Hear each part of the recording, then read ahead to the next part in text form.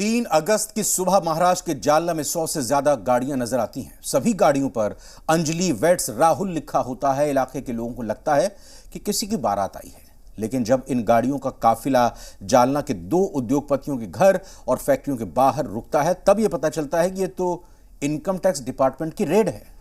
और जब रेड खत्म होती है तो मिलता है एक ऐसा खजाना जिसकी कीमत का अंदाजा लगाते लगाते आयकर विभाग के अधिकारी बेहोश हो जाते हैं।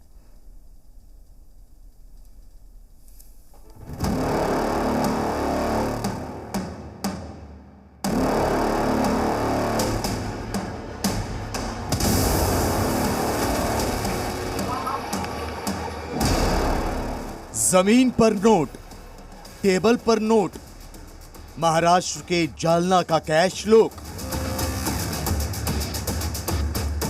58 करोड़ नकद, 32 किलो सोना। इनकम टैक्स डिपार्टमेंट ने बरामद किया काला खजाना।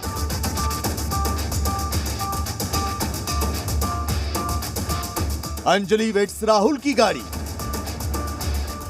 390 करोड़ वाली छापेमारी। ये किसी टकसाल की तस्वीरें नहीं हैं, ना ही ये किसी बैंक की तस्वीरें हैं। ये तस्वीरें तो उस काले खजाने की हैं जिसका इनकम टैक्स डिपार्टमेंट ने भंडाफोड़ किया। एक सीक्रेट ऑपरेशन चलाया और इतने नोट बरामद किए कि गिनते गिनते अधिकारी भी गश खा गए।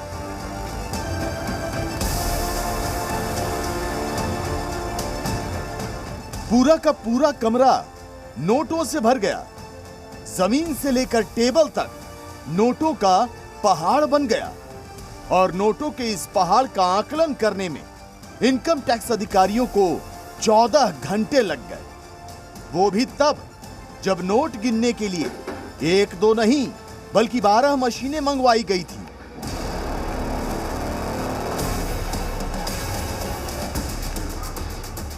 वो भी तब जब 1-2 नहीं बल्कि 400 अधिकारियों की टीम ने अलग अलग जगहों पर छापा मारा था। हम आपको बताएंगे कि इस कैश लुक का स्वामी कौन है, किसने और कैसे इतनी अकूत संपत्ति जमा कर रखी थी और इनकम टैक्स अधिकारी कैसे इस कैश लुक तक पहुंचे। लेकिन उससे पहले आपको यह बता दें कि इनकम टैक्स अधिकारियों ने 3 अगस्त को महाराष्ट्र के जालना में छापेमारी की थी। एक उद्योगपति के घर और फैक्ट्री समेत कई जगहों पर 4 दिनों तक ये छापेमारी की गई। तो इस छापेमारी में 58 करोड़ रुपए नकद और 32 किलो सोना बरामद किया गया। आयकर विभाग ने कुल 390 करोड़ रुपए की संपत्ति जब्त की। दरअसल आयकर विभाग को जालना की 4 स्टील कंपनियों में गड़बड़ी की जानकारी मिली थी। इसके बाद इनकम टैक्स डिपार्टमेंट ने छापेमारी का प्लान तैयार किया। फैसला किया गया कि इस रेड को पूरी तरह सीक्रेट रखा जाएगा और फिर शुरू हुआ ऑपरेशन दुल्हन हम ले जाएंगे। फिल्मी अंदाज में इनकम टैक्स डिपार्टमेंट ने छापेमारी को अंजाम दिया। आयकर विभाग के अधिकारी बाराती बनकर आए।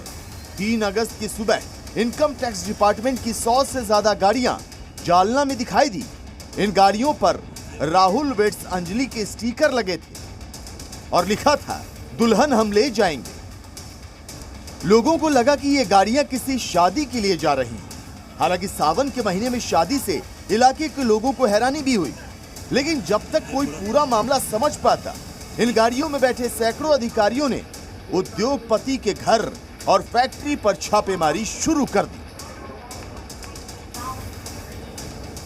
महाराष्ट्र के जालना में इनकम टैक्स विभाग ने स्टील के व्यापारियों के यहां छापा मारकर तकरीबन 390 करोड़ रुपए की अघोषित संपत्ति को बरामद किया है। इनमें से 58 करोड़ रुपए महज कैश बरामद किए गए हैं, जबकि 32 किलो सोना भी बरामद किया गया है, जिसकी बाजार की कीमत 16 करोड़ रुपए बताई जा रही है। लेकिन बात सिर्फ यहीं तक खत्म नहीं होती है। इनकम टैक्स विभाग को शक है कि इसके अलावा भी एक बहुत बड़ी रकम है जिसका पता लगाया जाना अभी भी बाकी है और इस पूरे खेल में अभी बहुत सारे किरदार ऐसे हैं जिनका सामने आना अभी भी बाकी है। सूत्रों के मुताबिक मुंबई, ठाणे और नासिक के अधिकारियों को मिलाकर इस छापेमारी के लिए टीम बनाई गई थी। खास बात यह कि सीक्रेट रेड की जानकारी किसी को नहीं दी गई। लोकल पुलिस को भी 3 दिन बाद इसके बारे में पता चला।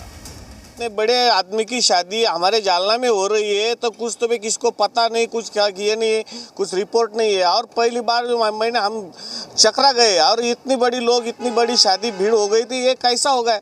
और बाद में कुछ दिन बाद मैं खुद के मन को भी सोचने लगा कि ऐसा नहीं हो सकता है भाई। लेकिन बाद में पता चला कि इनकम टैक्स का ये एक नया अजब सा एक प्रकार से ध्यान में आ गया और नई शक्ल चलाया और ये हमारे जालना में धाड़ पड़ी। पहले स्टील व्यापारी के घर पर रेड हुई, वहां से MIDC क्षेत्र के स्टील कारखाने तक टीम पहुंची, फिर उस फार्म हाउस तक जहां अलमारी और बिस्तर में करोड़ों रुपए छिपा कर रखे गए थे। यही नहीं, प्लास्टिक की थैलियों में भी नकदी रखी हुई मिली। नोट गिनने के लिए 12 मशीनें मंगाई गई थी और 13 से 14 घंटे तक नोट गिनने का काम चला। तो आपको बता दें कि ये रेड कालिका स्टील और साई राम स्टील के मालिकान के घरों और उनकी फैक्ट्रियों पर मारी गई थी। साई राम स्टील धातुओं की ढलाई का काम करती है। ये कंपनी साल 1985 में अस्तित्व में आई थी। वहीं कालिका स्टील की बात करें तो ये टिकाऊ और लचीली स्टील का निर्माण करती है। ये महाराष्ट्र में काफी फेमस TMT बार निर्माता कंपनी है। ये कंपनी साल 2003 में अस्तित्व में आई थी। इस साल इनकम टैक्स डिपार्टमेंट और ED ने देश के कई हिस्सों में छापेमारी की और करोड़ों का काला धन बरामद किया। शुरुआत उत्तर प्रदेश के इत्र कारोबारी पीयूष जैन से हुई थी। इसके बाद ममता बनर्जी कैबिनेट के पूर्व मंत्री पार्थ चटर्जी और उनकी करीबी अर्पिता मुखर्जी के ठिकानों पर छापेमारी हुई। यहां 55 करोड़ से अधिक की बेनामी संपत्ति जब्त की गई और अब महाराष्ट्र से 390 करोड़ की संपत्ति मिली है। जालना से राकेश त्रिवेदी के साथ ब्यूरो रिपोर्ट, जी मीडिया।